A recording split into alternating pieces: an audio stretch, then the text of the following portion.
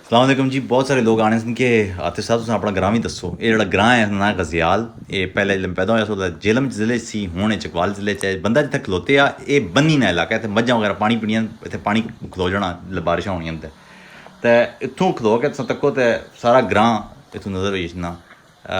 ये जड़ा बन्ने नाल नाल बहुत सारे दरख्त न ते नाल इत्थों तक्को तो एक पासे जुई है जिथे बहुत जड़ा पूरा समझ लो जंगल है, तो दूसरे पासों तुम देख सकने हो कि जड़ा ग्रां है नाल ही बिल्कुल इसने है वो स्कूल जिथे मैं पहली जमात पढ़ी सी।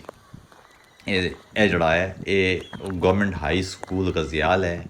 इत्थे मैं अपनी तालीम शुरू की सी सब तो पहले। इसने नाल ही अगे थोड़ा जिहा गच्छिए तो पाकिस्तानी खूह है। इस खूह तो असां पानी आनने से क्योंकि असने ग्रां च पानी कोनी।